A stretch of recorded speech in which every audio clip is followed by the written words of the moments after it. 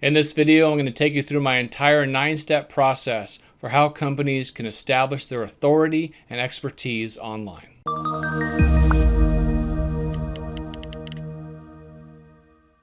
Now, I'm going to assume that you are a business owner that's looking to get more leads and sales, and you don't really know what you need to do next.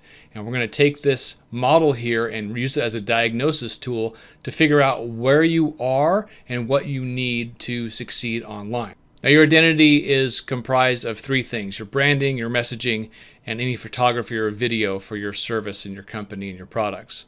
Now, branding is your fonts, your logos, your color scheme, the kind of photography pairings you'll use as far as themes. Your messaging is, of course, the words you use to describe yourself and your customer's problems, right? We want to talk more about your customer's problems and the solution your product gives to those problems than about yourself. A lot of companies make the mistake of talking so much about themselves instead of actually talking about their customers and, more importantly, the problems of their customers. And now, depending on your industry, photography could be really important. So say, for example, you service people's homes or you're in the medical profession, you need to really show who you are, who your team is. Phase 2 of establishing authority is you need to take all of that branding and put it on a website and have a blog that continues to put out content that's specific to what your audience needs, specific to what their problems are, to further educate and inspire them.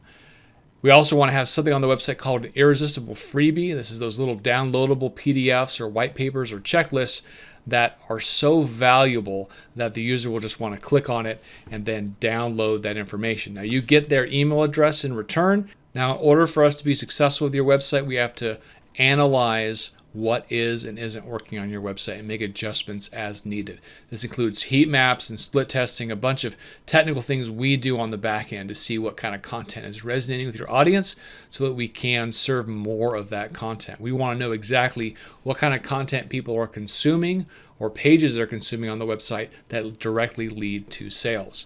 And then finally, once our website is all ready to go, we can put marketing towards the website and get you more eyeballs onto your website, right? You need to have people have visibility into who you are. So this could be social email marketing, creating ongoing content, for example, more irresistible freebies, and then, of course, SEO. So if somebody types in, say, plumber in West Seattle, and you are a plumber in West Seattle, you want to be shown near the top of the results. Now, if you have an identity that's really strong, right, you put a lot of effort into making sure your messaging is on point, your branding looks really professional, you have photography, and your website itself compels people to take action, you're going to have a lot of conversion. A lot of people that come to the website are going to convert. And if your identity, again, is very strong and you have a lot of eyeballs on that website, there's going to be a lot of awareness and positioning for your company. And then finally, if you have a lot of eyeballs on your website and the website converts, you're going to have a ton of leads. You have all these together and you're going to have a website that thrives. And that is what we're all about. There should be no excuse for a company to lose business because they aren't properly positioned with their identity, their website doesn't convert, or they don't have a proper marketing strategy. Now, not every project needs all 9 of these levers. For example, you could be someone who gets all of their leads offline, and your website is really just there to showcase that you are a legitimate authority website. You don't care anything about marketing. So we usually, for those kind of websites, make sure we do branding, messaging, photography, and the website. These first 4 are absolutely critical.